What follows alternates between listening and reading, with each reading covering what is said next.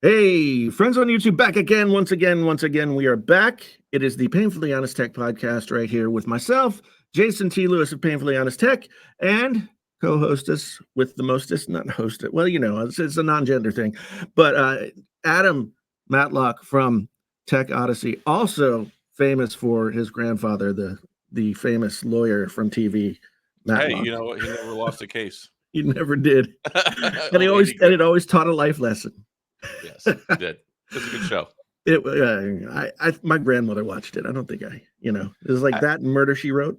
I That grew was up watching Matlock because, of course, it's like a namesake TV show. But ever since I was a kid, like, we would go anywhere. I would go with my mom to Dillard's, and she would write a check back in the 80s and the 90s, like, "Oh, I love your shows. Yeah, show. yeah. Is there any relation?" Like, It's like, yeah, no, it's a fictional character, dude. yeah. I'm related only in the sense that you watch it and I watch it. Yeah. Oh man, yeah. So we're here. We're in this period between like the end of the cycle of new things coming out and the beginning of the cycle where everybody goes crazy buying things. And yet we're also in this interesting economic moment, I guess. Not to politicize it at all, but as people see, I don't know, you hear it a bunch of different ways. You hear like, oh, everything is, we're chugging along. Well, the interest rates are high, blah, blah, blah. Are people spending money this year on holiday gifts? And what does the holiday gift season have to offer us? We're going to talk a little bit about that. iMessage is in the news. We're going to talk a little bit about iMessage. And, we might get existential toward the end and talk about the nature of it, what it is that we do and how it makes us feel. Because this show is all about feelings. Oh, yeah, totally. We're a very, very touchy-feely show. Yeah. This show is all about feelings. It's painfully honest, and that cuts both ways, so. And I may offend some Steam Deck fans later.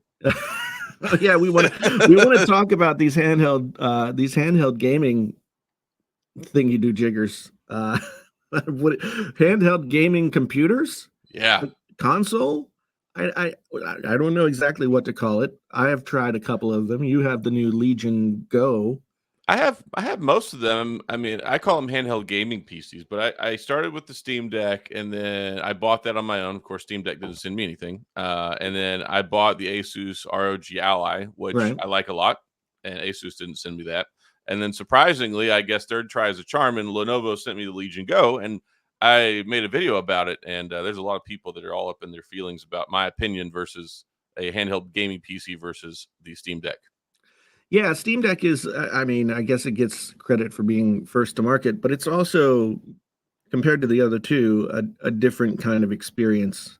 But we'll get into that. First, I want to talk about this iMessage thing, because just today, Nothing, the phone/headphone company, has announced that they have Nothing chats, which somehow integrates iMessage. Yeah, it at least has blue bubbles. I'm looking at this graphic that they released. Coming soon, introducing Nothing chats, a new messaging solution for Android. But it has the blue bubble, and that's kind of what they're talking about. And MKBHD has made a video today, but I haven't watched it. So yeah, I haven't watched it either. But just the general principle, like the idea of being able to at least somewhat try and use iMessage on an Android phone has been like the holy grail for years now, because that's one of the biggest pain points for people who use iPhones, because some people don't necessarily like them, but they feel like they're locked in because of things like iMessage. So, and this is also, I think the EU is looking into this, just like they did with the whole USB-C garbage and stuff. So, right. like, there's an outward pressure to try and find a solution to get iMessage on Android, and maybe Nothing has cracked that. Or they're just trying to create their own solution that again, it's just a graphic, and it has like a green bubble, and then the conversation continues, and there's a blue bubble. It's funny though, because of course this will only be available on Nothing. So then that will be a marketing tool for them to say, oh, well, we have iMessage, which is funny because, like, it's not like they're going to open that up to everybody else. even Yeah. though they'll want people to come buy their phone so you can use iMessage. Well, I think it's worth taking a second to step backward, and because everybody always wonders what's the big deal about iMessage, right? Yeah. It's like, well, it's Apple's proprietary messaging app, right? That happens to also accept SMS and other kinds of MMS, other kinds of messages. But Apple users, between Apple and Apple, iMessage is the way that your phone communicates via text. Yeah, And and there are benefits to that because before it was just straight up you send a text message, you have your 188, 100 whatever character, 156 character limit, yeah, and then as you're typing, it would just create a second text message. right. So whenever Apple created iMessage, it was one way to get around that to where you could just basically type as long of a message as you want. But also, you probably understand this painfully well.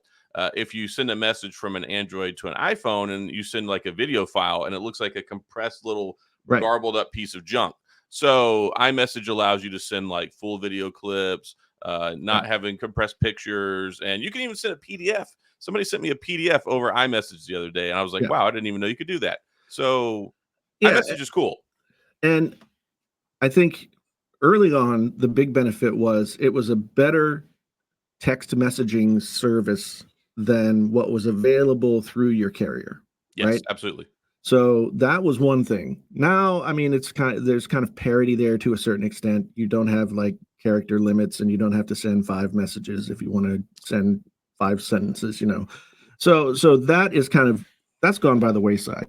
Mhm. But iMessage works in a bunch of different ways. Now, for one, it is an end-to-end encrypted conduit, Yes, right? it's secure, just like old BlackBerry Messenger messages. Is like you send it, and it's from end to end, it's secured. Right. And that's not the case with SMS messages or MMS messages that fly out into the ether. No, Supposedly, how much of a risk it is, I don't really know, but Apple brings that up as one aspect of iMessage that is superior to typical messaging.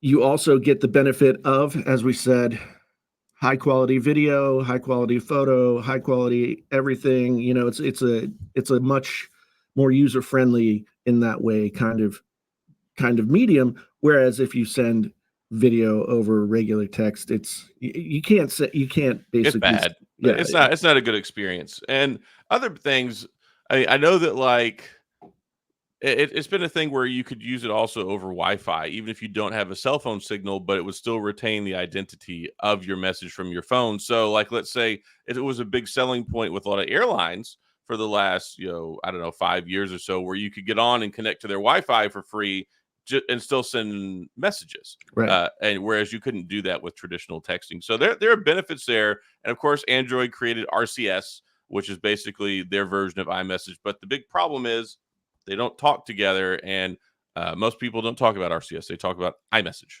Yeah, and I mean, RCS is perfectly fine. I think that people, I don't even know if people want this, but for some reason we like argue about it. Another thing that's good about iMessage working over Wi-Fi um, is that I can, and you can do this on Android. And I know everybody who like every time you talk about the Apple ecosystem or any ecosystem, then people who aren't plugged into that ecosystem will say, well, you can do that on anything. You might just have to work harder. It's like, well, that's kind of the point. You don't have to work as hard. It's built into it, and yeah, I get it. There are other alternatives, and it's funny because when you talk about this conversation, a lot of people do say it very much is an American thing because a lot of other folks internationally in Europe and places like that use WhatsApp. I think even to the same level, if not more, than you get iMessage. Yeah, But there are several apps out there, WhatsApp, what is it, Telegram, and Telegram has gotten popularity. Yeah, it's picked up a lot of popularity. But the thing is Apple, of course, iPhone started here in the US. It took a longer time to migrate out. yeah, So everybody was looking for other solutions because, well, text messaging, it was kind of archaic and dated. So a lot of people look to apps like WhatsApp. yeah. And what again, like I can have WhatsApp on my computer and it works pretty well, you know, with iMessage. iMessage is built into like your iPad, your any computer that you have that's and you can get your not only the iMessages, but you can get your SMS and other messages through that too if you have it set up the right way. It So is for nice. me, it's a huge convenience to be able to sit at the computer and not have to worry about picking up my phone to look at a message. Oh, You for know? sure. Or your iPad or whatever else. And I like that uniformity in the ecosystem because I could be on my phone and then I switch over and I want to watch a movie on my iPad and then I still get the message. I can reply while I'm watching the movie. Or if I'm out in my office working on my MacBook and I left my phone inside, I'm still connected. And if somebody's trying to get a hold of me, it's just very easy. Yeah.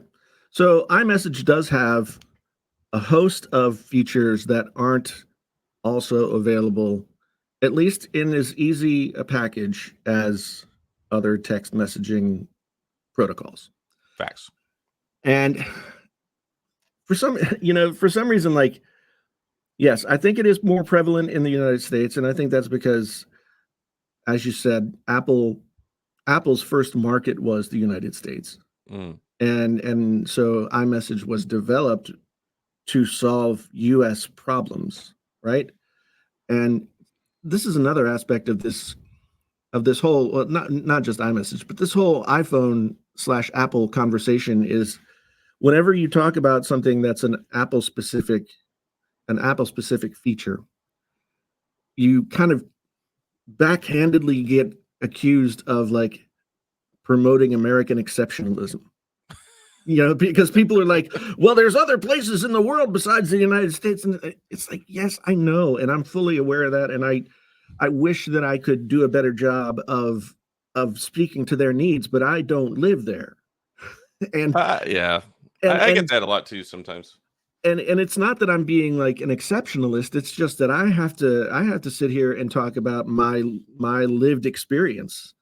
And my lived experience is a North American experience. Yes, I've been overseas to a bunch of different places, but I can't claim to, have everyday knowledge of the challenges that they have in terms of their text messaging needs. Yeah, and I get that a lot when I do. I'll talk about sales on like phones and stuff, and like, Right. oh, like that's only in the United States. What about me in Turkmenistan? I'm like, I'm sorry, I don't know the deals for every single country. I can't educate myself on that. But Yeah. my primary audience, which is like 70% of people who watch my channel, and Um, where I live is the United States, so that's what I'm familiar with. yeah. Yeah. It's like 70%. And people often ask me about like, well, why don't you cover this phone or that phone that's not available for sale in the United States? And my answer is like, I'd be interested in covering those phones. Those phones all seem really cool, and I'd love to see how they compare to the phones that I'm more familiar with that are available here. Mhm. However, again, 70% of my audience is North American. Yeah, and they don't And care about that. or maybe they do, but how much of a percentage of it? So then it becomes like you triage your time. Like, well, how much how much do I spend time on stuff that might only be of interest to a much smaller portion of my audience, Hmm. right? But that's sort of the inside baseball thing about YouTube. I mean, some creators can do it just because of the sheer scale of their channels, the MKBHDs of the world and folks like that. Obviously they have a much larger international audience and they can scale to cover a lot more things because they have much They they have have more reach. more man hours to work with than just one single person's. Well, I mean, oh yeah. Also, when you look at like prioritization of channel, like when you have a channel that has, let's say, 15 million subscribers, they can make a bottle. They can make a video about a bottle of Fiji water and get 2 Yeah, million views. yeah, Whereas if I tried the same social experiment, I would get 200 as opposed to my normal 10,000 views, just because it. yeah. Yeah, there's a lot of YouTube economics going on there, but ultimately, iMessage it creates it does create some pain points too, because the biggest one I've heard for years is it comes to group messaging, because even if you have RCS or even whatever other Right. method you're using, it doesn't integrate. So that way, when people are trying to send out group text messages, when you reply back, it might create a new thread, or it might send a new single message to somebody, or it just doesn't. It creates frustration, and it just doesn't work as well. Yeah, and I mean, that's a problem I don't have because I don't have any friends.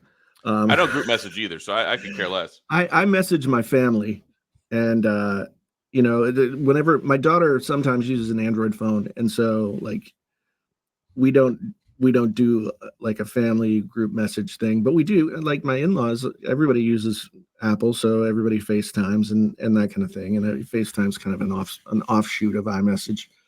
I don't know if it's just I don't know if it's a generational thing or maybe I'm just like a crotchety old man who doesn't use FaceTime, but I just never caught on to video calling people. It just feels so awkward to me. Well, I don't talk on the phone at all. Like the only person I pick up the phone for is usually my wife or my daughter, and if it's somebody in my family that shouldn't be calling me, that is. other Mhm. people other people it's like, okay, you either don't know me and therefore don't know that I don't answer the phone, or you can leave a message, right? I mean, so I'm with you on the FaceTime thing. I like FaceTime. I think when you have like FaceTime's great when your grandparents and like your multiple offspring have multiple offspring and you can like see the baby and stuff like Y- that. Yeah. So I get it, and I think stuff like, you know, one now that we're getting in now that video is being more integrated into this stuff, like with Vision Pro and with some of these other solutions, I think that we might start seeing video become more prevalent. And like Apple TV, you now have the ability to do FaceTime via Apple TV. Of course, you have to have some kind of webcam hooked up, and I don't know how you do that, but but I haven't looked into it. But it is a feature that you can use on the Apple TV now. Yeah, I Oh no, it's I it's a think you crazy use your iPhone. I think maybe that's how you you do it. do. Yeah, Maybe you do. That's so crazy to me. I'm a text first kind of guy. Like I'm going text first, and then we might move to voice if it really needs that, and right. then like the last ditch alternative would be me seeing your face on my phone. Like it's just call me crazy. I know a lot of people are. I see people all the time just walking around on iMess on FaceTime, FaceTime. I'm yeah. like, I just don't get it. But I mean, that could just be a me thing. I don't want to put anyone down for that. I'm sure that I don't that's think it's that's I don't think it's just you, because like I was just in an airport a couple of times last week, right? Was it last week? Maybe it was the week. I can't remember. Anyway, I was in the airport, and what bothers me more than anything else is people who like talk on the phone on speaker. They hold it out in front of their face. They're not doing any kind of FaceTime or video call. They got the speaker on and they're talking into the phone. It's like, this is not how it works, right? You put it up to your ear and you talk, and we only have to hear your end of the conversation, and that's annoying enough. yeah. I mean, people talking on speakerphone in public places is one of my greatest pet peeves. Well, the one I And hate the even more than that, if we're gonna go down the road of pet peeves, is when people wear headsets. And it's funny. It used to be like people would wear like a headset, or you see them with the big Jabra like yeah, yeah, earpiece hanging off, and they're just talking up a storm while they're standing in line somewhere. Like you're like two people removed from checking out at Target or something, right. and just having a conversation. I'm like, this is not cool. I mean, The worst place that this happens more frequently than I ever thought possible is in a public restroom. oh my gosh, I have a story. And so like there have been many times where I'm like, oh geez, I just got to go number two, and I go and I'm sitting in there, and somebody's like talking full conversation in the stall next to me, and just going on and on and on, and like I'm trying to will a gigantic fart so that so Oh, that they dude, could be they could be outed as talking on the toilet. I took my well, I had some I took my son. We went to Cracker Barrel a few weeks ago, and we got done eating, and we both went into the restroom to wash our hands because you know syrup and stuff and Yeah, pancakes. yeah, So we'll wash our hands, and there's just this guy going to town in the bathroom, like very loud, yeah. doing his business, but also simultaneously talking on the phone. Yeah. I mean, like backblasting, like serious noise, commotion coming out of his body, and talking on the phone at the same time. I'm like, how does the other person on the phone not like hang up on you? That's so I, terrible. I don't understand it. There's this like I don't understand any time where like conversing on the phone is important enough to like combine it with Bodily bodily functions. like bodily expressions. Good God. I hope he wasn't on FaceTime. That's, I just don't. I don't know. So anyway, iMessage. Apple's enabling this Yeah, behavior, yeah, people. I know. Maybe iMessage and FaceTime, in general are just. But now the EU is also saying that they might force Apple to make iMessage like available to everyone, um, which I don't even know how that would work. We've talked about iMessage on Android forever. I just don't think that iMessage to me, just like the App Store, we've talked about like whether or not the Apple App Store is a monopoly, right? Hmm. And iMessage is a feature. Yeah. Is a feature that you get when you buy an iPhone or a MacBook or an iPad or whatever it is that it's a feature. And I don't know how they do things in the EU, but to me, it's just kind of like if you want that feature, then that's an incentive to buy that By phone. that product. Well, and I get that, but when you take a look at the iPhone, like the entry level price, of course, you have the iPhone SE, which is about $400. But when you take a look, one, it's more expensive typically for these phones in the EU. So if you want to Right. go get a new iPhone 15, it could be $1,000. Yeah. Whereas you could go get an Android phone for $100. But So you know what category that falls into? what, luxury good? Not my problem. Oh, it's not my problem, You know, and it's it's not not your Apple's yeah. problem either. I No, mean, it's not. But and I think that's where they get into this whole idea of like a common carrier principle, or where they say that it is more of like a commodity thing where everybody should have access to it because at the end of the day, it's communication, and having the standard that only certain people can access proliferates a system where it makes it more difficult for other people to communicate. yeah, I'm but just I'm just using their argument. Like, no, I mean, I get the argument and I understand where they're coming from, but it's like the question really becomes like, where is the line drawn?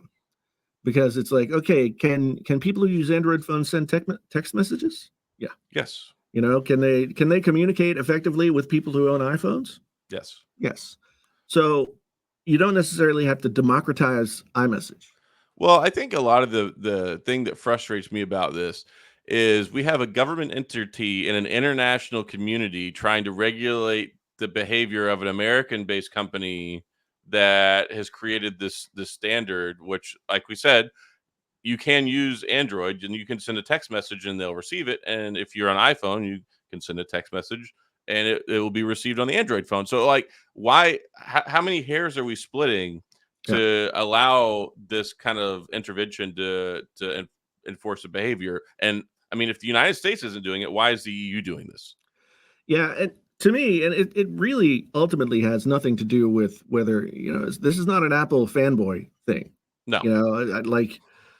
I just don't see the point of taking something that is a proprietary feature from a company. They developed that feature. They you know it's their property, Well, it's a basically. slippery slope. Yeah. And it started with this whole, okay, basically mandating USB-C. Yeah. And now iPhone has USB-C, which of course Apple acquiesced to that. But I've been an advocate for years, though, that I thought that Apple should monetize iMessage. I mean, if you charge $2.99 a month for it, millions of people would pay for iMessage on an Android phone. And instead of them being forced to do this, I think they should just come out and start charging for it. Yeah. Well, but the slippery slope works in both directions too, because the slippery slope for an Android user who then gets access to iMessage is then like, oh, they've got one hook in you to draw draw you Now over. we need FaceTime. Yeah. So eventually, I mean, Apple could definitely use this as like the Trojan horse to get more and more customers, right? Oh, for It sure. so the It could slippery slope, backfire. yeah, the slippery slope works both ways. I think that part of it though is that at least as you said, economically the iPhone is a challenge overseas. Well, it's a And challenge here. I mean, if I honestly, if iPhones, if you could walk into any, I mean, granted, you could go into carriers and if you sign up or do a 3-year installment agreement, mostly they're about free, or you yeah, have to pay the $100 in taxes. So I think And that's the US thing though. We're very carrier driven the way that we purchase our phones. That's not Right. something that you see globally. It's a very US thing. But it's also a very US product. But yeah, if I don't know, it brings up a lot of questions. Yeah, it's like with the USB-C thing. I mean, so I remember, sadly enough, when they introduced Lightning, and they were coming from that giant 30-pin connector that they used to have on the iPhones, Oh, and Lightning was a big upgrade. I was very happy about that change. I mean, it was like ambidextrous, so didn't matter which way you turned it. In fact, it's still an easier connector to plug in than USB-C, just because USB-C has a hole in it. So you Yes. gotta match that hole, but not by much. But Phil Schiller said this is our connector for the next 10 years, Hmm. and lo and behold, Apple used Lightning for 10 years, Yeah. and USB-C was the next logical step. They'd already gone USB-C with just about everything else. I think there's still like a couple of iPads that use Lightning, but I'm those will get upgraded to USB-C soon enough. yeah. So I mean, I think maybe the whole idea of like laissez-faire economics is not as prevalent overseas than it is here. I mean, we're a market-driven society, even if you like any way that you slice it. Everything is market driven. Yeah, laissez-faire economics is the way that things work. And by laissez-faire, I mean it's just like what will be will be. Like it sort of Let it it take care of itself. yeah, it all comes out in the wash. Hmm. Like you build the better mousetrap, then you sell you know Some more mousetrap. IB, IBM used to have the best mousetrap, and then Compaq came along, and then the whole thing started, and so And it promotes change. Like whenever yeah, you have a market that kind of dictates itself, the generally what the customer wants will ultimately kind of win out. Like what's better will find its way in the market, and that's what happened with BlackBerry. Apple just came along and offered a better product, and then it instead of 50% of the global market share being BlackBerry, it went to like and now Apple is there. So yeah. what's beyond Apple? Will we have something beyond Apple in 10 more years?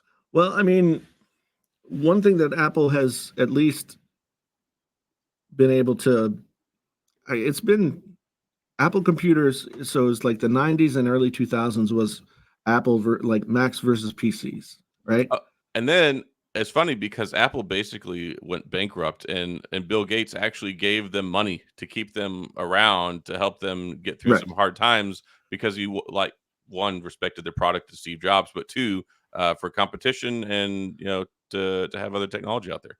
Yeah. I mean, Apple has definitely been down this road before, and I think Vision Pro is like the next. They see it as, if they saw the iPhone as an extension of their computing products, then they see Vision Pro as the next extension to their mobile products, Well, right? they probably look at a lot of the demographics on the back end side too, and look at the statistics and see how many people are using Face ID. I mean, if you could enhance that experience with a headset, but also enable work, entertainment, communication, Yeah. and we're at the early stages of this. It's got to get smaller and smaller. Of course, it starts with the visor, but who knows? 10 years from now, maybe it's a contact lens, or maybe it's some of those Tony Stark looking glasses. And the thing is, like, I think the visor obviously is the move right now, Hmm. because you can build more features and test more things in that form factor than you could anything smaller. Yeah. But it may be that the visor is always an option, because just like a desktop computer is an option and a laptop computer is an option. Hmm. So maybe you have your Vision Pro visor at home, and that's what you use when you're like on your couch or whatever you're doing. And then you have like your on the go glasses or contacts or implants or whatever it might I'm be. I'm sure they'll build it out, but I'm not too worried about Apple going anywhere. I mean, it's kind of more of a like an existential question. But when you take a look at like BlackBerry, they were effectively a one trick pony. They had a phone. Yeah. And then you look at Apple, and they have phones. I mean, they had iPods for the longest time. They got computers, MacBooks. The new M3 MacBooks just came out. I mean, they have so much that diversifies their platform, and then on top of that, they make a ton of money off of just services for these products. Yeah. And I think ultimately, if they can build that service model out and make it sustainable, because I think one thing that we're seeing right now is, especially on the media front, like, it's bizarre to say this, but I miss cable. I Oh my miss gosh, dude. Yeah. It's crazy with all these streaming services now, and people realize they're paying more money for all these disjointed services than they ever were for cable. And that but was you've the got like initial attraction, right? yeah. Yeah. Well, whenever YouTube TV came out, it was initially like $39 and it was fantastic. Like I love it. And now it's like $80 a month. Yeah. Oh my God. Speaking of which, like, I was getting double charged for YouTube TV. Now we only have YouTube TV uh, for about 6 months of the year, Mhm. and Yeah, that's during when football it's season. football, basketball, Yeah. and then that's it. But so when we signed up for YouTube TV, now this is the first year that YouTube TV has had NFL Sunday Ticket, Yeah. and all these years I've been pretty, like, we're Steelers fans. We live in Iowa, so you don't get many Steelers games on the local TV. Yeah. Uh, so so we've never really done Sunday Ticket, the whole package. Hmm. We've usually just done Red Zone, but Yeah. I feel like that wasn't an option this year when they moved over from DirecTV to Apple TV. And so I was getting like one $80 charge and one $75 charge on my into my bank. I'm like, What's going what is on? this? And so finally, like, and getting to any customer service, like, live person, even via chat, is, I don't, it's just, And it's even getting worse now with the advent of all this generative AI stuff that's going yeah. on. It's trying to get to a live person in the next 10 years is just going to get more and more and more difficult trying to act. And there's, well, of course, they're going to fire more people because they can have these little robots answer all the questions for them.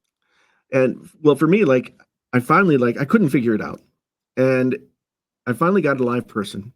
And it turns out that one of the charges, of course, is for YouTube TV, the service, and the other charge is for Sunday Ticket, which they Up take the out add-on. in, yeah. So they take out 80 something bucks for over 4 months to pay for Sunday Ticket.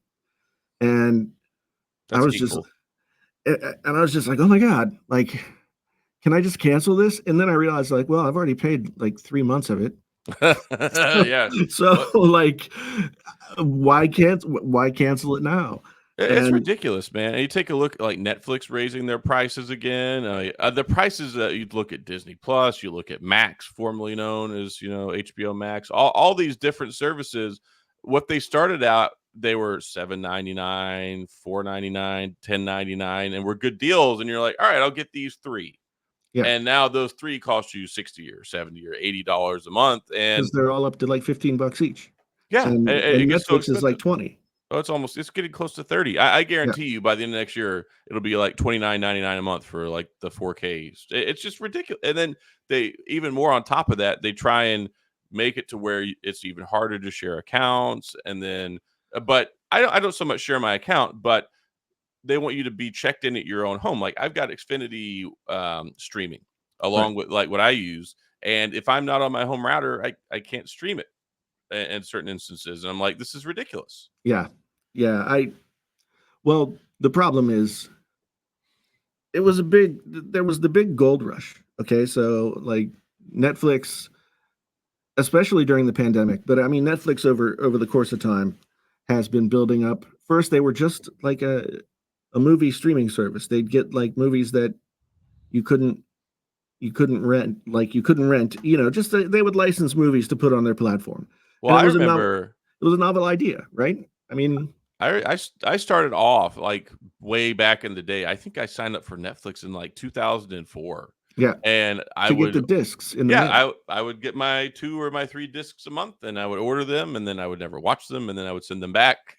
Yeah, But so I could order something else I wouldn't watch. But it was a nice thing. You pay like $10 a month, and back in the day where you actually used to put a disc in to watch a video, Right.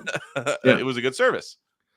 And then they started to offer like, well, you can get X number of discs sent to you of new release movies or whatever you wanted to put on your queue, but you also have the streaming service.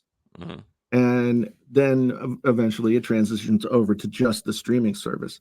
And eventually they go from just licensing other content Create their own content to creating their own content. And they had some really big successes with that early on. I mean, Making a Murderer, I feel like, is one of the like touchstone moments where all of a sudden a streaming service has something that's penetrated the zeitgeist, and now everybody's talking about it. So they have to have Netflix so they can watch it, right? Well, yeah, there's been a lot of those shows. It's funny. I think that Netflix kind of found a little bit of their own niche in the media market because there became a big demand. I don't know if it's social degeneracy or a fascination with psychoticism, but when it comes to all these murder shows and documentaries and the Jeffrey Dahmer show that they came out with, like Netflix has really capitalized on a lot of this, and also a lot of the romance stuff. Like I guess they realized how big The Bachelor was. And then they're like, we have Love is Blind. We have The Ultimatum. We have Too Hot. They have like 15 different shows on there now to give you your dopamine hit for your relationship shows. Well, there's one common denominator for both those things. It's reality. Yeah. Right. So, I mean, people have always been interested in representations of reality, like getting the inside story. And I think when it comes to true crime, part of the fascination is, okay, killing someone is probably the most intimate and sort of vile thing that you can do to another person, right? Yeah. And so I think people have a somewhat pragmatic, maybe like biological interest in knowing how and why that happens. Well, but also they have this interest in exploring that side of the human experience that would bring you to that place, right? And I think, well, there's different types of murder. Even, I mean, I don't know how we're getting this conversation, but I mean, you have like a serial killer and just derive pleasure from killing people, and then you have somebody who might be like a heat of the moment murder somebody because like you ran over their wife with a car and you reacted out of violence. But I mean, ultimately, I think a lot of people look at that and they wonder what type of a person, like how they got to that point, or they want to understand them as a person, like because you just don't understand that behavior. Right. And people are especially interested in things like average housewife, turns out to be like serial murderer for, insurance money. Apparently. And insurance is always involved when it's domestic. It's almost like 9.5 out of 10. It cracks me up. I've watched Forensic Files for years. Like it's been around for a long time. And it's always interesting whenever conveniently, right before the spouse died, somebody took out a large insurance policy and like you didn't think this went through very well. Yeah, I mean, I think that criminals are gonna, like, people who want to murder people for money are gonna, like, now that true crime has become such a big thing, they're gonna have to be smarter. It used to be that you just had to be watching Unsolved Mysteries and Forensic Files and maybe Cold Case. And that's all you had to deal with. Maybe you watch America's Most Wanted, and you can see like how stupid people are when they are criminals. And dude, there was this one murder that happened this last year, and they had the guy's Google search history, and they were reading it off in the courtroom, like how to dispose of a body, how to do this, how to do that. I'm like, you Google that on your phone, idiot? Yeah, well, I mean, most people, I guess, aren't tech savvy, in the sense that they don't realize like what kind of digital forensic trail they might leave, and like the fact that you can now follow them through GPS and know exactly where they were. Yeah, like alibis go out the window. Like, well, your phone says that you were here, even though you said you were here. Yeah, and it's just like the guy who got arrested for those murders of the college kids in Idaho. He left it. He turned his phone off, right? Mm-hmm. But he turned it off at like a very convenient moment. Yeah. To like, and then turned it back on like again at like a wow, it's just enough time to have done exactly what we're accusing you of doing. Yeah, right before you walked into the building.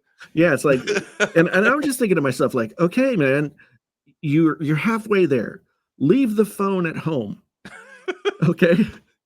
And he was Not that driving. we're giving out advice here, but I mean, yeah, Yeah, this the stupidity of some people who try and think that they're smarter than they actually are, and it just ends up being their downfall. yeah, and what gets I've seen some people get it where they get caught because their vehicle has onboard GPS, right? And Yeah. they don't realize like, oh, this navigation system that I have in my car, and these days it's not even just navigation. It's just like, GPS is something that's built into the car for various other reasons.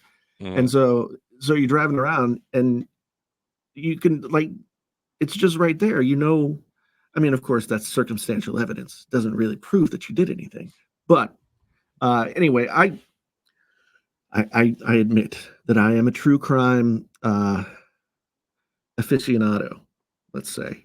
Yeah, Uh, that's the whole moral of this episode. We really just wanted to talk into this so we could have an intervention because Jason watches too much crime TV. I do, man, and it gets sad. Like, you're always looking for that first high, like the first high that you got when you listen to Serial, and you're like, oh my gosh, I think I'm gonna like catch the real person, or Making a Murderer, where it's like, is Steve Avery is he really innocent, Did he really do it? or is he just That was a terrible one, man. I watched that, and that was as a parent, that one was pretty heartbreaking. yeah, and the thing about it is like it's one of those things too where suddenly people were faced with the idea that like a documentary is a documentation of something, but Mhm. it's not a full representation of all the facts. No, it's Right. one person's perspective based off of I mean, there is factual, objective things that you find, Right. but it's still from a certain viewpoint. Yeah, I mean, so I first learned this. A friend of mine was in the band Wilco, and they were doing a documentary about the making of one of their albums. And it also just happened to coincide that they were filming at the time when tensions were running high, and my friend ended up getting kicked out of the band. Um, and the documentarians, I mean, they're there with cameras filming everything, Mhm. but you ultimately you're presented with a choice of what kind of narrative do you want to follow, right?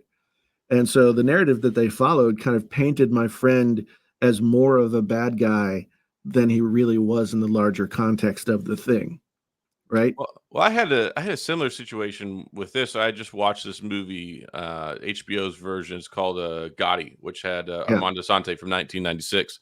And it's funny because you go through and you watch some of these videos, and like especially mob videos, and they'll glorify or heroify a bad character. Like, right. objectively, I think you can say John Gotti was not a good guy. No, no, But in the show, or you watch it, it makes him seem like he's a better person for you can maybe relate with, or makes it more entertaining, or dramatization that it's just interesting. And you talk about narratives, how really something that can be bad can be painted yeah, in a positive light. yeah. I mean, I think that's the glorification of criminals, and the way that the mob has been glorified ever since. Really, I mean, The Godfather was Hmm. so since 1972.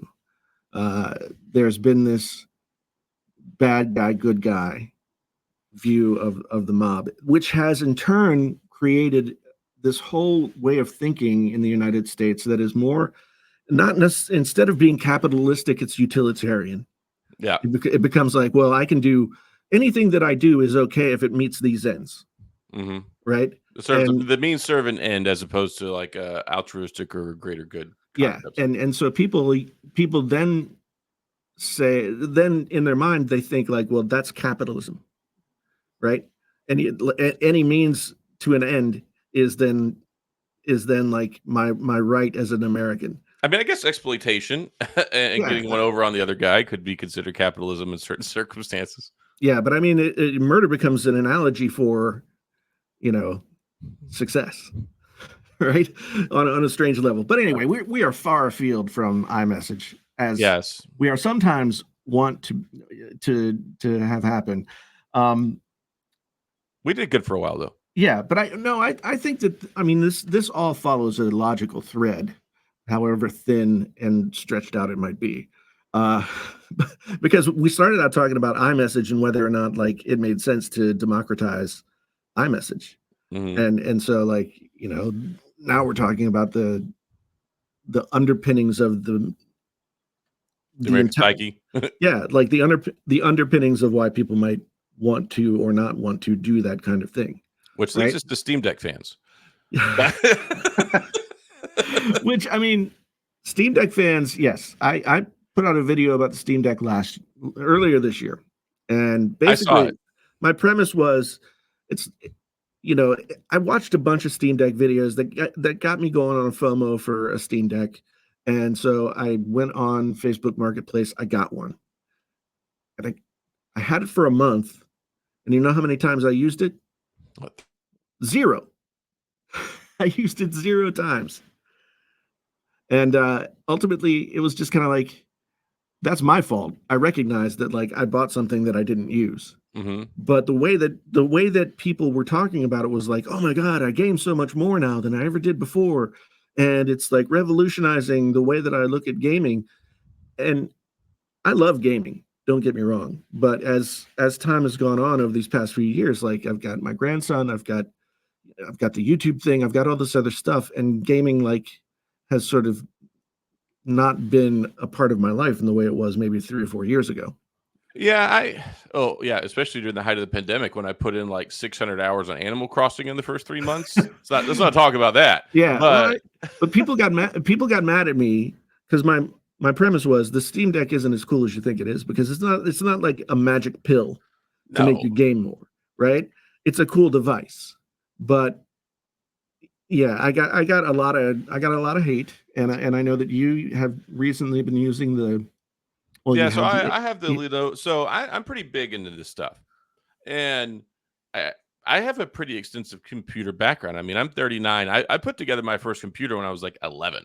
right, I've been doing computer hardware and gaming, and my computer upgrades necessitated hardware upgrades to play games. I mean, shoot, I went out and bought my first 1 meg video card, there's a long history there, but I got the Steam Deck. I pre-ordered it the day it was available, and it took them like 14 months before I even got the sucker.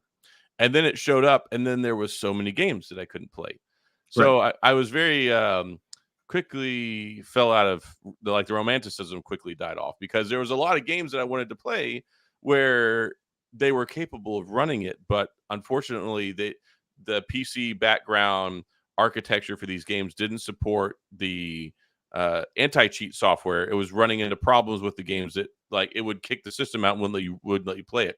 right. So I kind of gave up on it. Like I played Final Fantasy VII Remake on it. I really enjoyed that.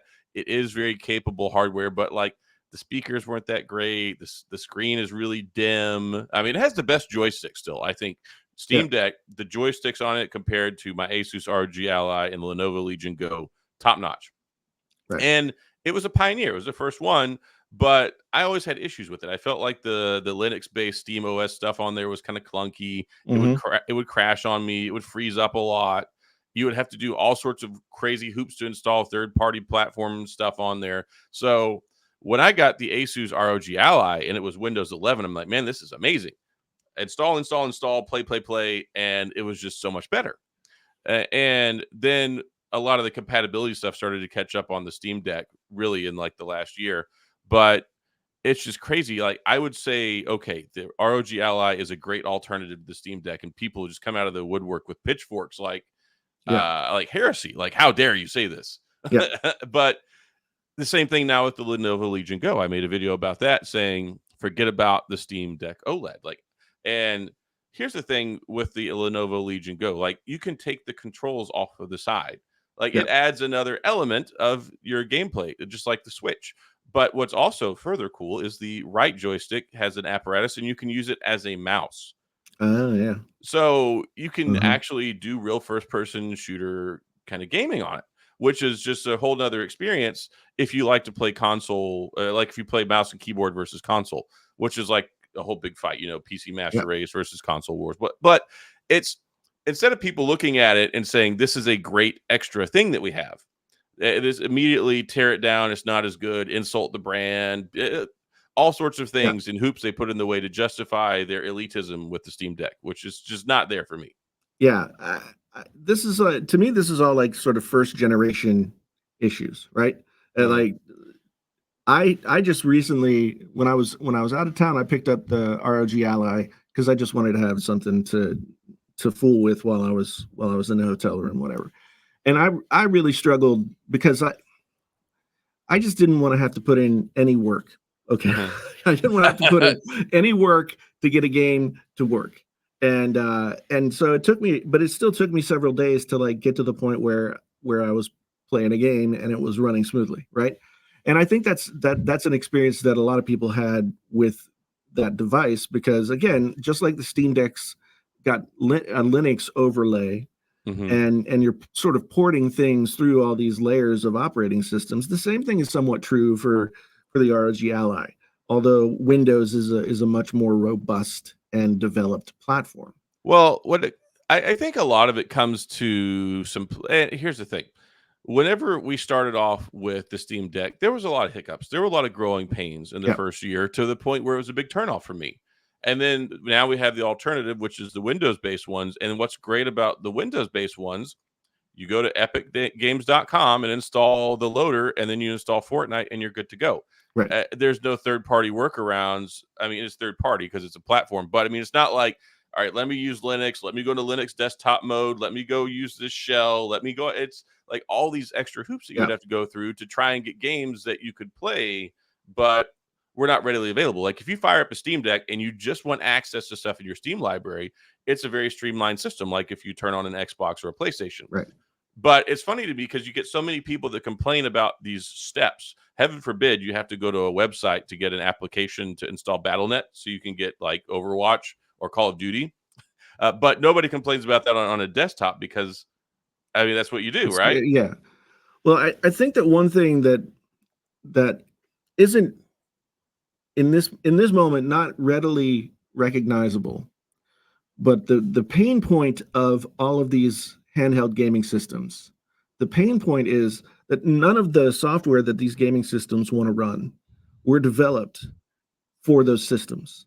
And No, it's the all unique sort of challenges that those kinds of systems bring up, right? It's not easy to they're not easy to type on. It's not easy to navigate if you're just using the joysticks and the buttons. So a lot of sort of at the last moment solutions have to be found in order to backwards compatible or forwards compatible and this stuff. there are instances of that happens. I mean, ultimately, what you're trying to do is you're trying to have like an innocuous system that can run all of these different things that weren't designed for it, like you said. But then it's like that can go like so easily be something like let's play Cuphead, which is not very physically demanding on a computer. Right. Whereas you're trying to run, and you expect that to run at 100%, but then you also expect Call of Duty Modern Warfare 3 to run on your Z1 Extreme chip at the same time, and you want it to run, and then people are like, oh well, it gets too hot, or the fans are too loud. I'm like, really? Because when I run it on my desktop, you should hear my 3090 because it's pretty Yeah. loud. And Yeah. And I think what we're going to see in because I think that this is a form factor that's here to stay. I mean, Steam came in with their version of it, and it was the only game in town there for quite a while. But now that other companies that are players in the PC world already, we've got Asus, we've got Lenovo.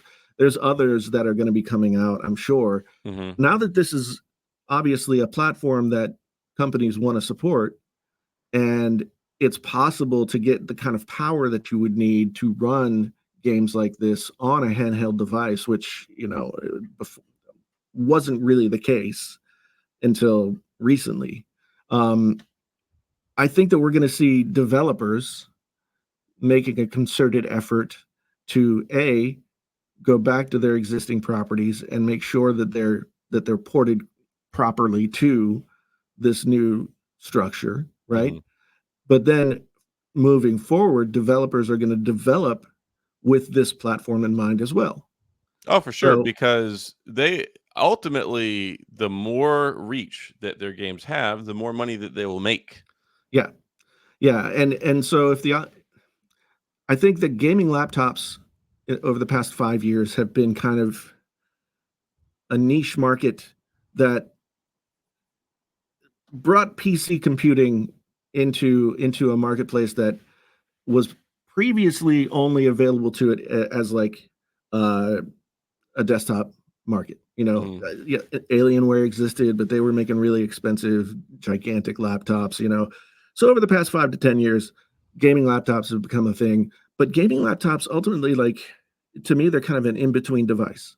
They've always had their limitations because even though they'll be like, "Oh, it has a 3080 in it," you look at the actual amount Yeah, of power that it's getting compared to a yeah, one that's in your giant desktop PC, and it doesn't add up. And I think there's a lot of frustration and pain points because I don't think a lot of people understand that. They look at it and they say, "This has a 3080, it should perform this well," and yeah. don't understand the correlation between, well, you don't have a 1,000-watt power supply in your Right. in your gaming laptop. Otherwise, it would be like 15 pounds. Yeah, yeah, and the 3080 would be like twice as thick and one third as large Yeah, as if we want to make laptops that are this thick and and weigh 50 pounds, yeah, you can have that same life. But I think a lot of that frustration comes from false expectations that people have. yeah, yeah.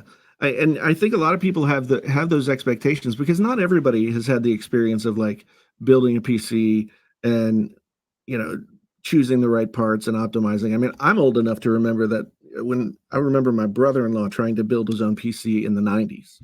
Mhm. And man, It was a all, different game back then, man. like you could buy all the parts that were supposed to work together. But then there's like Supposed to. driver conflicts and Oh all of this yeah, other stuff that like you would buy the thing and never have it run right for like the first 6 months, if ever. you used to have to go into like people take things such for granted nowadays. Like you put a hard drive in your computer and then you just allocate the space in Windows.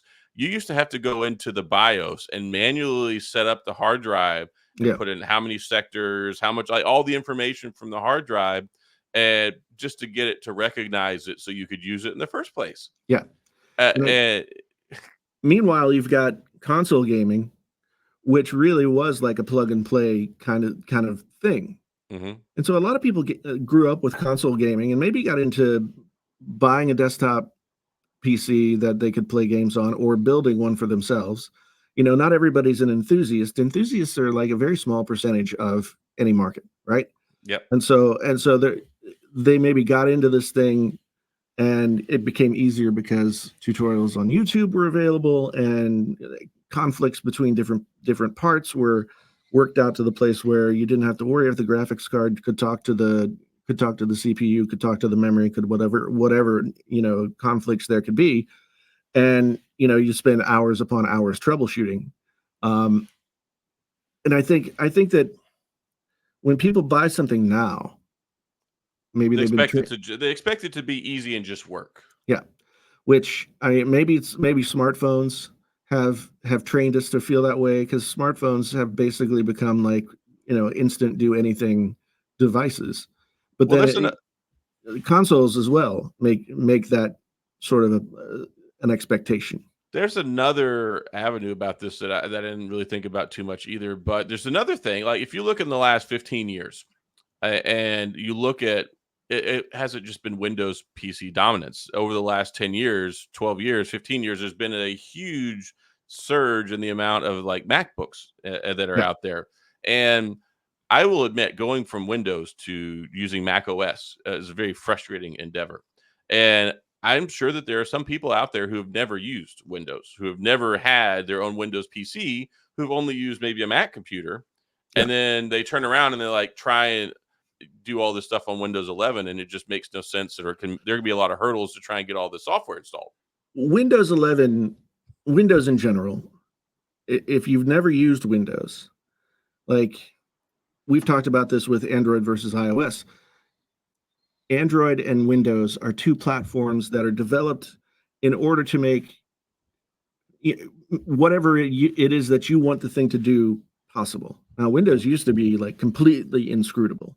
Like you had to know DOS commands and shit. Oh yeah. I started with DOS. I mean, Yeah, my first computer there was no such thing as Windows.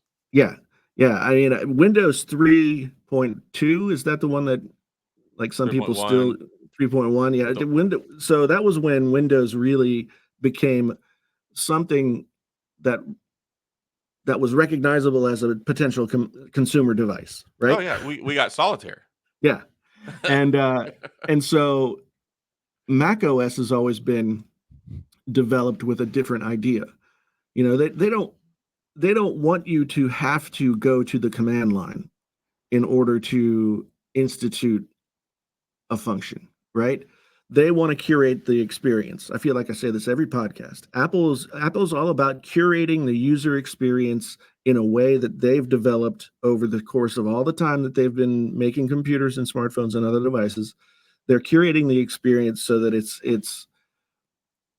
it's a walled garden, but a garden that has certain rules that once you know those rules and you internalize them, then you You're can good. use the computer and you don't have to worry about knowing how it works, right? Yeah. But Windows is the opposite of that.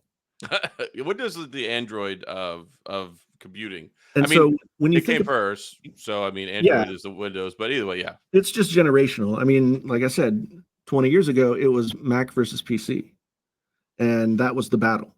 Mm. And now it's Android versus iOS, and that's the battle. And you know, maybe the next battle is Vision Pro versus MetaQuest. I think it's I don't know. interesting because when it comes to my complaint about this, is not so much any of that stuff. It's just there are some folks who it feels like a combination of console wars that we grew up with in the 80s and then like the Yes. 90s, where it was like, oh my gosh, you have a PlayStation or Nintendo versus Sega. And it's like we have two levels of this Yeah. when it comes to the Steam Deck or it comes to the Windows PC, because it's like we have the computer fighting, and then we Yeah. have people also. It feels like console wars 2.0, where I don't care. Use whatever you want. Like use Yeah. a Steam Deck, use an Asus Ally, whatever. I could care less what you use. I could care less if you don't use anything, but don't be a dick. Yeah. That's the And world. That's the moral of the story. Is like, why do people get so wrapped around the axle about this stuff and the way that they treat people over it? It's just, God. well, and this is kind of the transition to like something that we were talking about before we started recording, which is like the bizarre nature of being somebody who like talks about tech or really anything, but in our case tech on the internet, and you know puts that stuff out there and it's open for conversation, right?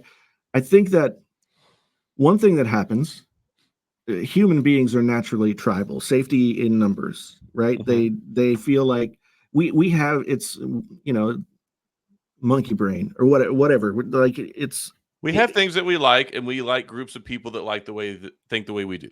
yeah. And I mean, it's been a problem for human beings ever since we, you know, developed fire. Right? Yes. You know, like we want to be with like minded, like featured, like whatever other people. And so you see it in Samsung Knights, you see it in Apple Sheep, you see it in all these different things. You see it, the most sort of mainstream example of it in the world is probably sports, right? Oh yeah. But sports is sort I of, mean, I accept the fact that you're a Pittsburgh Steelers fan. hey, yeah, I mean, I don't know. I can't really say anything. If you're a Houston Texans fan, I mean, I just say sorry. And Yeah.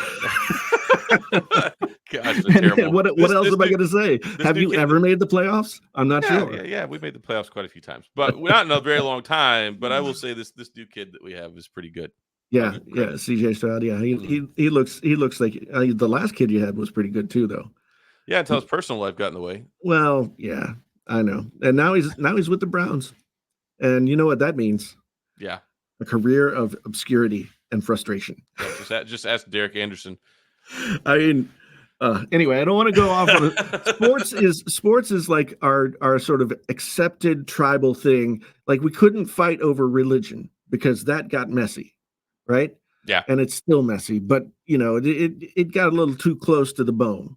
So we fight It's over okay to fight over sports sports. teams. Yeah, it's regionalism, it's tribalism, it's all those different things. Like I hate the city of Boston because the Red Sox exist there and Tom Brady.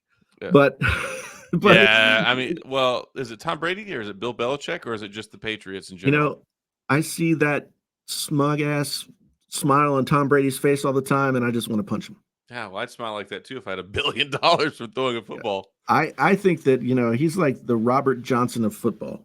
He It, sold his soul to the devil on some crossroads out there in Michigan, barely ever played in college, and somehow becomes the best quarterback in the NFL for a decade and a half.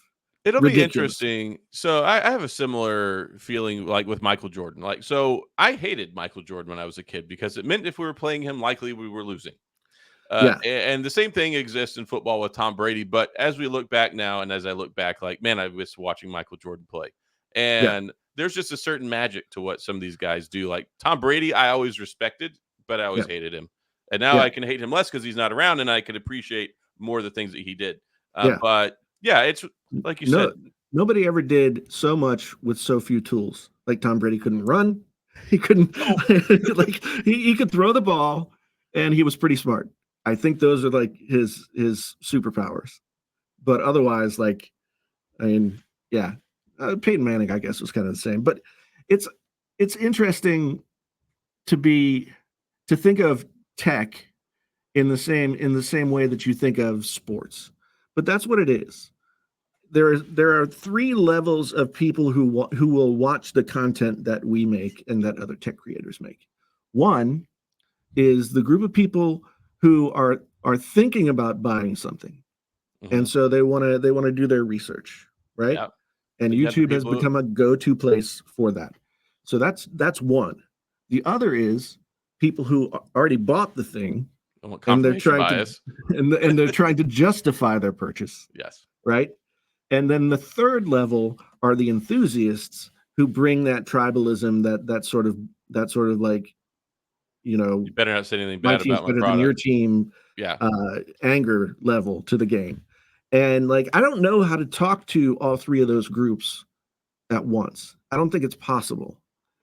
It can be difficult because at any point in time when you say something, you can be turning somebody else off. So, like, heaven forbid, I have something nice to say about the Lenovo Legion Go, and they're like, "Oh, I think this is the best because it can do this, it can do that," and not trying to say that, okay, the Steam Deck OLED, I'm sure, is a perfectly good product. It looks great, and it might be best for you, but people don't understand that they get so wrapped around the axle when they hear that, like, that trigger word "better" automatically to them. Means that theirs sucks.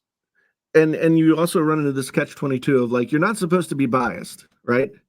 But at the same time, you're also like, you have your own personal experience that gives you your own personal opinion. So you've used all three of these devices, and your experience with the Lenovo Legion Go at this point is that it offers things that weren't there on other platforms, and you're enjoying your experience with it to this point. And right? also, there's a level of excitement there. When we do this stuff over and over and over and over, like, it removes a lot of the excitement. I mean, I hate to say that. I mean, I don't, because it's the truth. But people always expect there to be some air of enthusiasm every time these new products come out. I'm like, look, just because you upgraded from the iPhone 8 to the iPhone 15 Pro Max does not mean that I did. Yeah. And I think we could do a better job of sort of like thinking of those people as well. Oh, sure. Yeah. Because when I look at stuff, it's kind of a very, very myopic view sometimes because I'm going from one to the other. And I don't, sometimes my brain doesn't think about that somebody could hold on to their phone for 6 years, because I would never do that. Right. But I think that's more, maybe not 6 years, but I think that having a device for a period of time and letting it run its useful life and then replacing it with the newer device is probably more the norm for most people, and should be more the norm for a bunch of other people. You mean that most people don't spend $20,000 a year buying new phones? Apparently not. Wow. I am flabbergasted. Yeah. It's hard to believe. But like, and that's always that's something that jumps up and sort of gnaws at the back of my mind all the time is that like I I I get this stuff and I use it and I review it, but it causes me problems in the sense that I never get to have like a full user experience. I never get to live with a device for long enough. And this year I've made a concerted effort to make that different. I used the 12 Pro Max and that was my main phone. And when I went to other phones, it was for a short period of time, but I always tried to keep my iPhone as my main device so that I It's could have like a continuous user experience where things didn't get like interrupted and suddenly it's like, oh no, I did that on the last phone. I have it's to redo it here. It's very tough, and I talk about this sometimes because there are phones that I like. Like, I really like the Sony Xperia 1 Mark V, and I got it, and I used it for, like, 6 weeks, and then it was tech fall season, and then it's like Z Flip 5, Z Fold 5, iPhone 15 Pro Max, iPhone 15 Pro, OnePlus Open. There's, like, 8 different phones removed Yeah, since then, and I'm just like, finally got to put my SIM card back in my Sony the other day, and I was like, I'm so glad that I get to use this again. And I try to tell people, like, look, I like the Sony Xperia 1 Mark V. If I had one phone, that would probably be it. But right, that doesn't mean it's the best phone. right. Like, I Yeah, think that, and people have a hard time reconciling my appreciation of that phone because they're like, but you said the S23 Ultra is better. I'm like, well, it is. But that doesn't mean that I want to carry that one all the time. yeah, yeah. I think that people oftentimes want there to be like a definitive answer. This is the best. And so they can comfortably go out and buy whatever that is. And it's it's a sad, well, maybe not sad. It is a fact of life that oftentimes the things that we buy or the things that we bring close to ourselves are the things that we use to define aspects of ourselves to ourselves, right? I am a Samsung fan.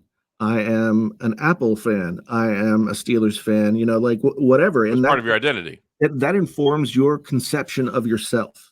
Hmm. And so once you do that and you're not like you don't have the vision of all of these things being separate things and yourself being something different than that.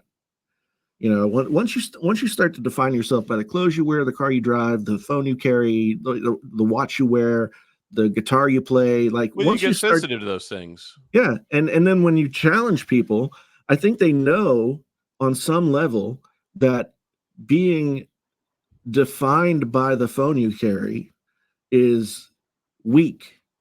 It's a weak argument, right? Yeah. And so when you challenge that argument by saying something else might be better or different or more performative in one way or the other, Yeah, it can be then insulting. you're then challenging their self definition.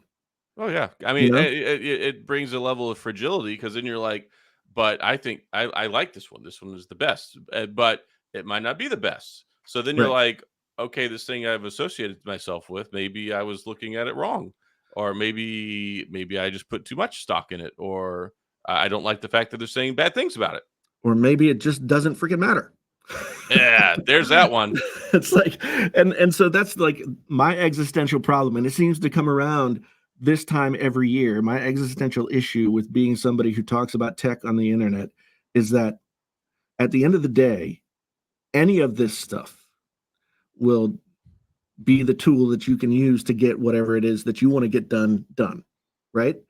And we were talking earlier about like getting the new MacBook Pro, and ultimately after a week or two, it's just like, well, I can do the same things that I did on my old computer that, maybe I do them like since I had an M1 Max and I went to an M3 Pro, the the difference in performance is negligible, right? Yeah, it's not nearly as much as if you went from the M1 Max to the M3 Max. And even then, it might not really make that much of a difference. Because for me, like I got it. Hold on, I'm trying to. Holy, Anyway, suddenly just got a WhatsApp call, Oh, which again was weird. But anyway, I I want the new thing, and I know that that's not like a good enough argument uh, for thousands of spending dollars. $3,000, right? And I ultimately want there to be a way that I can just accept that the tool that I have is the tool that I need. Well, it's And easier for me to do as the prices go up because the tech enthusiast in me wanted the new M3 Pro with like 38 gigs of RAM or whatever in the world it was, and yeah, I would like to have a more seamless experience with editing my videos. But the thing is ultimately at the end of the day, the level of work I'm doing on videos and the amount of time that it would save me or the smoothness in the experience is fairly negligible for yeah, for ditching my perfectly good M1 Pro and then spending all that money to get and the M3 just and 2 years later. I think what people, I mean, this became apparent to me when I was covering more computers.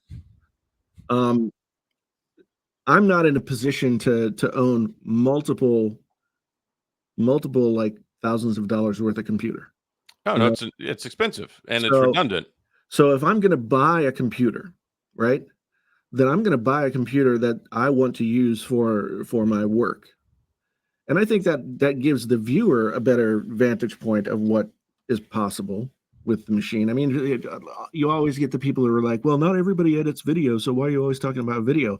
I had somebody say this to me on Twitter the other day, and my response was, the person said, "I'm a professional and I'm a writer, so I use the MacBook Pro to write things."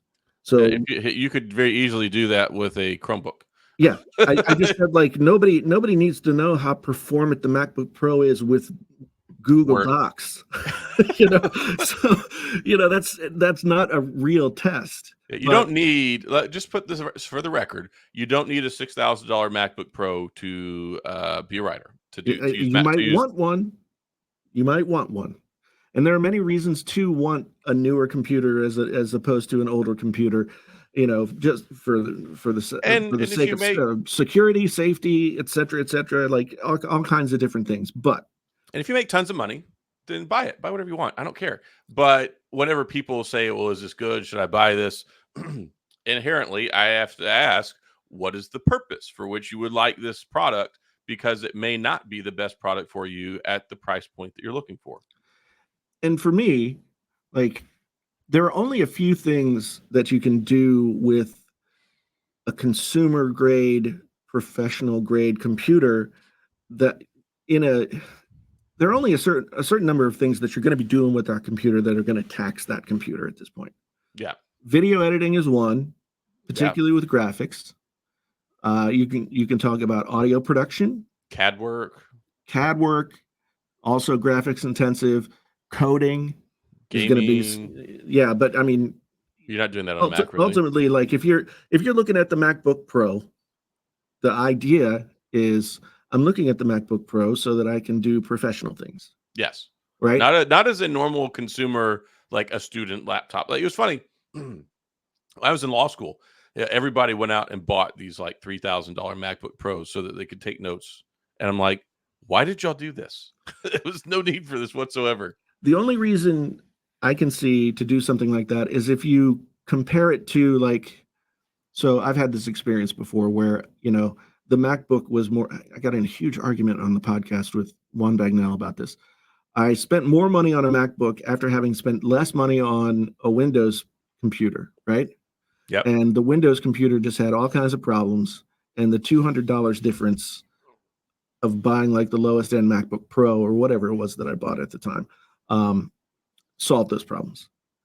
And so if you're buying something at a price point where it might not be reliable, then that's when you start to say like, oh, maybe I should spend more.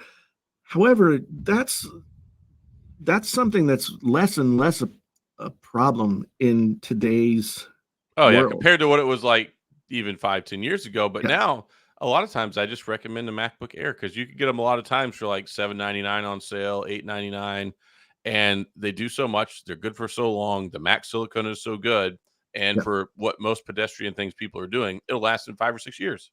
I remember when I was teaching at the med school, I had med students who were still using the MacBook Air that they got like for high school graduation. And so they're med students, they're like 8 years into their college career, right?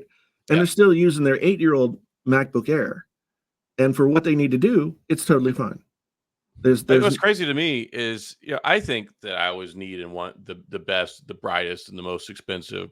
And it's funny because if you take a look around at a lot of people, especially people who have money or people who you consider successful, like my wife works with a lot of doctors, and half of them are still using like an iPhone 7 that's Yeah. all cracked up, it's all beat up, and they're like, "Yeah, I was thinking about getting the new one, but I don't know." I'm like, "You make $300,000 a year, and you're still carrying around an iPhone 7." Here's the thing that I've come to value more, and might be a reason why a doctor would keep a phone that's came out in 2016 as opposed to like buying a new one. There's something to be said for like a system that works. Yes.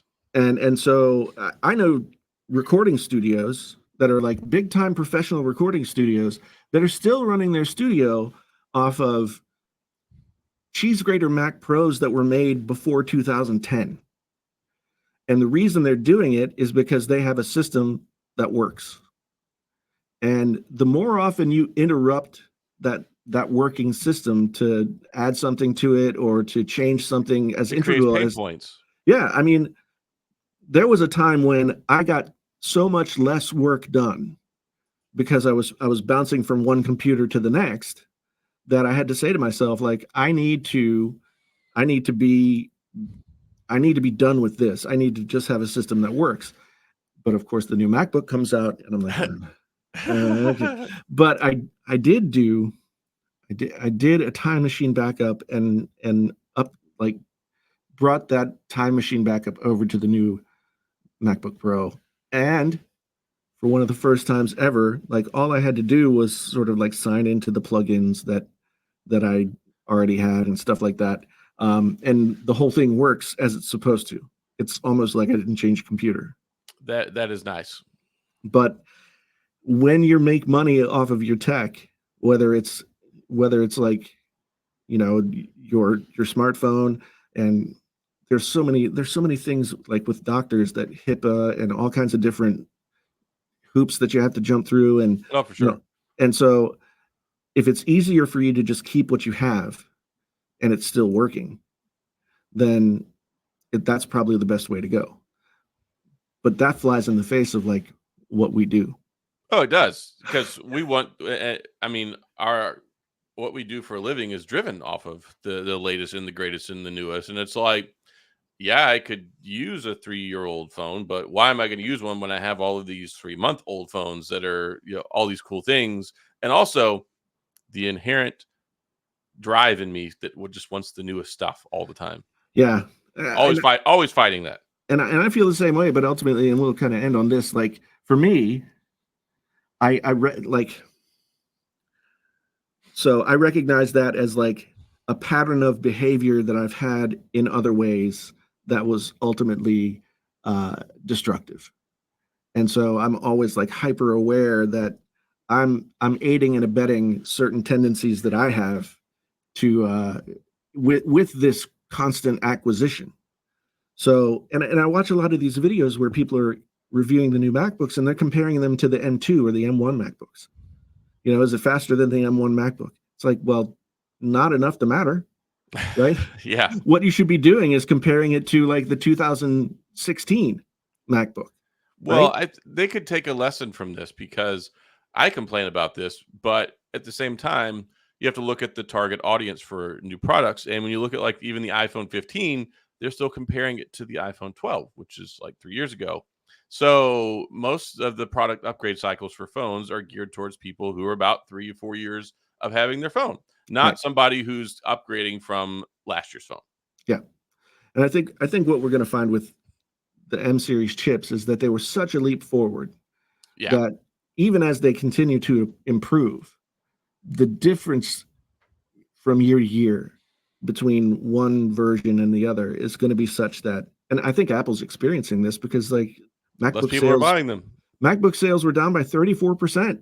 When you sell a product that's so good, it doesn't need to continually be refreshed, then you're going to have less sales. Yeah. Yeah. And they might have, I mean, they've often painted themselves into that corner and, have been accused of being nefarious about getting people to buy new things.